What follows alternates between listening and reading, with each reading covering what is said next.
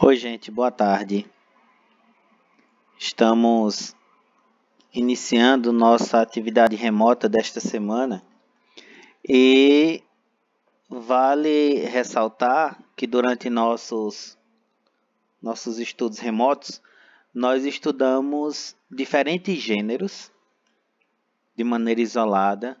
Depois começamos a estudar também diferentes gêneros, mais de um texto por atividade.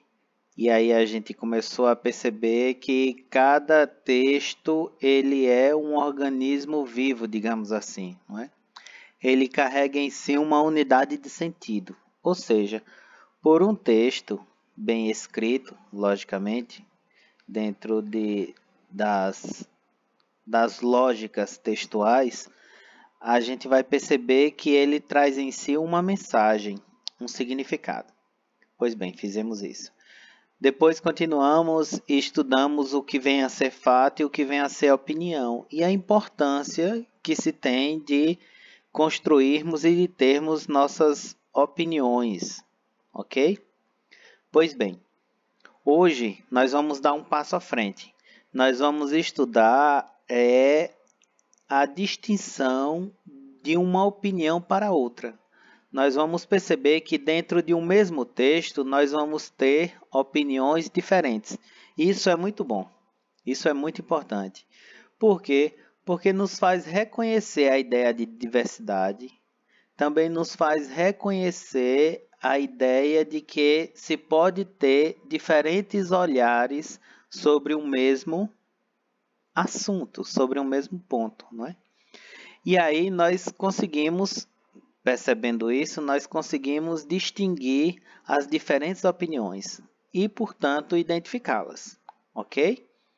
Vamos também perceber que há diferentes gêneros, como já sabemos, mas pelo gênero nós também vamos conseguir identificar as marcas específicas de cada autor. Por quê? Porque cada autor ele vai ter uma visão de mundo, vai ter uma ideia sobre determinado ponto. Contudo, ele também vai ter as características próprias de escrever. É interessante que quando eu pego um texto meu, eu fico, meu Deus, olha como eu escrevo essa estrutura, eu sempre utilizo assim. E quando eu pego os textos de vocês, eu consigo também perceber, lendo o texto, perceber quem são vocês. Por quê? Porque a gente vai perceber que cada aluno, cada escritor, cada autor, ele vai escrever, digamos assim, de um mesmo jeito. E até o vocabulário também, não é? Vocabulário, estrutura, não só de caligrafia, mas principalmente de construção de ideias. Isso é uma identidade na escrita que se cria, não é que se desenvolve. Por isso que temos que escrever tanto na escola para a gente aprimorar essa identidade, amadurecer essa identidade e aprimorar a nossa capacidade de escrita. Pois bem, na nossa atividade de hoje, portanto, nós vamos trabalhar esses dois elementos. Vamos trabalhar os diferentes gêneros e vamos trabalhar a distinção de diferentes opiniões, ok? Sempre com o objetivo de buscar o reconhecimento da diversidade, do respeito, principalmente a opiniões diferentes. Num mundo que cada vez mais isso se faz necessário. Ok? Não há necessidade de sermos inimigos de ninguém por causa de nossas opiniões ou por causa das opiniões de quem dialoga conosco. Nesse primeiro texto aqui, nós vamos ver uma reportagem que eu adaptei. Portanto, foge a estrutura de uma reportagem, mas eu adaptei o texto para a gente trabalhar melhor. Então, aqui a gente vai ler essa reportagem, ok? Vai ver o que ela nos diz. E com base neste texto aqui, neste texto de Carol Patrocínio, aqui, Carol Patrocínio. Com base neste texto de Carol Patrocínio, Então, a gente vai responder essas duas questões, a questão 1 e a questão 2. A questão 1 pergunta sobre a cobertura de um mural dos grafiteiros, portanto, os gêmeos, esqueci aqui um S, devo colocar esse S. Os gêmeos, realizado por empresa contratada. A Prefeitura de São Paulo afirmou que houve erro da empresa. Para os artistas foi uma ação. Aí você vai colocar aqui. Observe que nós vamos ter sobre a cobertura dos murais, nós vamos ter uma opinião diferente. Vamos ter duas opiniões. Uma opinião que é a defendida pela Prefeitura de São Paulo e uma pelos gêmeos que são os autores desse painel. Tá vendo? Duas opiniões e que são diferentes. Então, por ela você vai distinguir uma da outra. A opinião da Prefeitura a gente já sabe, porque diz aqui na introdução.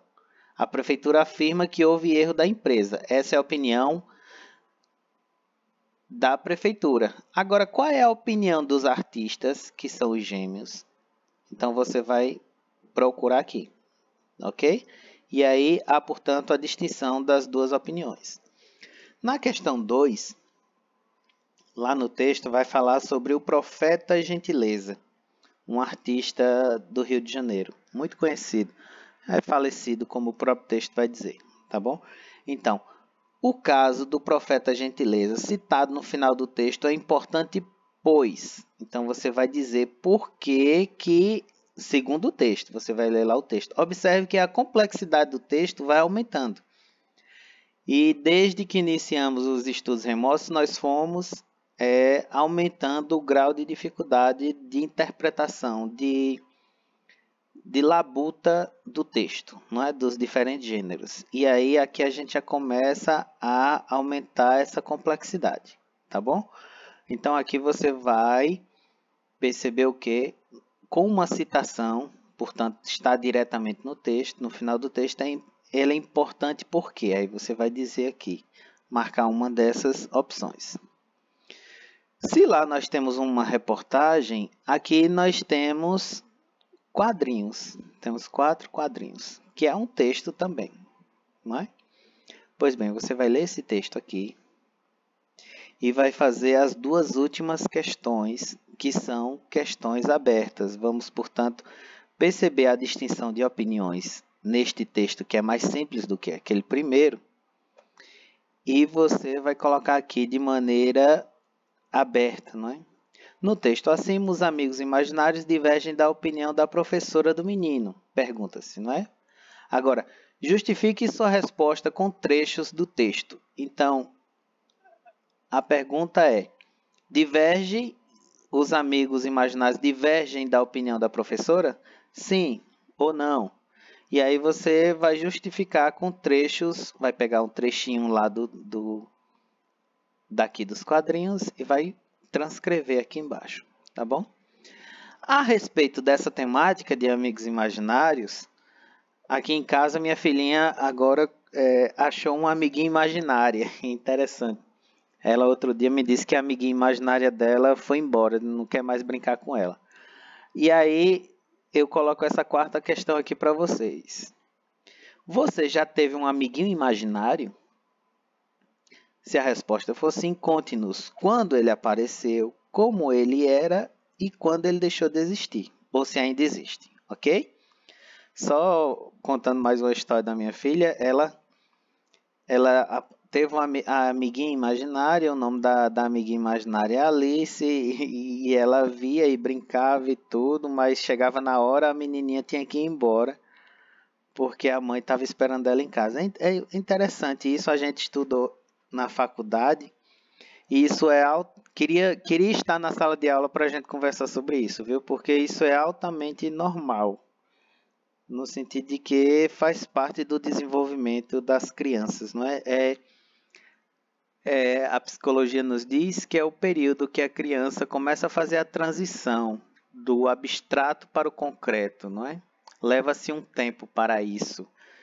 E nesse período de amadurecimento. Então, algumas crianças desenvolvem essa capacidade de imaginação aqui e que nada mais é do que um companheiro, um amiguinho imaginário. Então, você teve, se sim ou não? Eu não tive, minha filhinha tem, tá bom? De qualquer forma, um abraço e qualquer dúvida vocês me procuram no privado. Lembrando que vocês têm até a próxima quarta-feira para me entregarem esta atividade. Um abraço a todos.